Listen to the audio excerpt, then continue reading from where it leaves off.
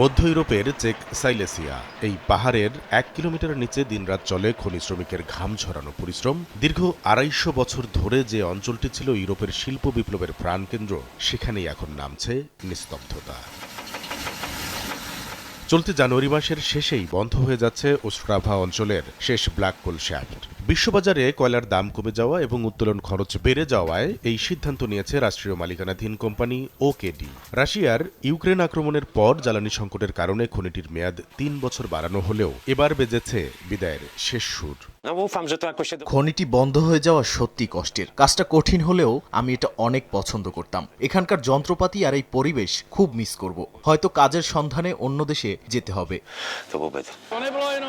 একসময় বলা হতো আমি খনি শ্রমিক, আমার চেয়ে বড় আর কে। এটি কেবল টাকার জন্য ছিল না, এটি ছিল আমাদের গর্ব। একজন খনি শ্রমিককে একই সাথে প্রকৃতি ও যন্ত্র উভয়কেই সামলাতে হতো।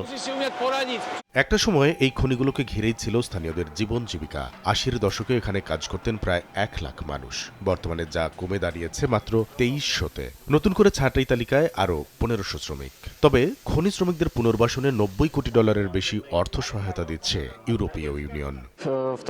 এই অঞ্চলের সর্বশেষ কৃষ্ণ কয়লা খনিটি চলতি বছরই বন্ধ হতে যাচ্ছে। মূলত ৯০ দশকের শুরুতে যে শিল্প সংস্কার প্রক্রিয়া শুরু হয়েছিল, এটি তারই চূড়ান্ত সমাপ্তি। সেই সময়ে এই কয়লা শিল্পে ১ লাখেরও বেশি মানুষ কাজ করতেন, কিন্তু দীর্ঘ সময়ের পুনর্গঠন প্রক্রিয়ায় অধিকাংশ মানুষই পেশা পরিবর্তন করেছেন। আর আজ আমরা এই শিল্পের শেষ মাত্র ২০০০ শ্রমিকের কথা বলছি, যারা এখনো সেখানে কাজ করছেন।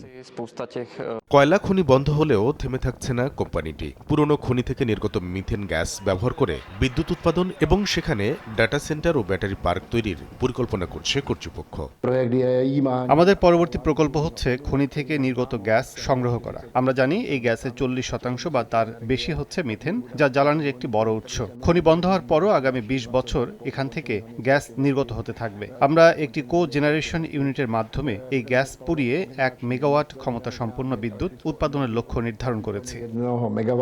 চেক প্রজাতন্ত্র কয়লা থেকে মুখ ফিরিয়ে নিলেও প্রতিবেশী পোল্যান্ডে এখনও ৭০,০০০ শ্রমিক এই পেশায় যুক্ত। দেশটিতে ২০৪৯ সাল পর্যন্ত কয়লা উত্তোলনের সিদ্ধান্ত নিয়েছে সরকার। একসময়ের কালো সোনা খ্যাত এই শিল্প চেক প্রজাতন্ত্র থেকে হারিয়ে গেলেও আধুনিক ও পরিবেশবান্ধব প্রযুক্তিতে নতুন করে ফেরার স্বপ্ন দেখছেন সংশ্লিষ্টরা। কামরুল হাসান সবুজ, সময় সংবাদ।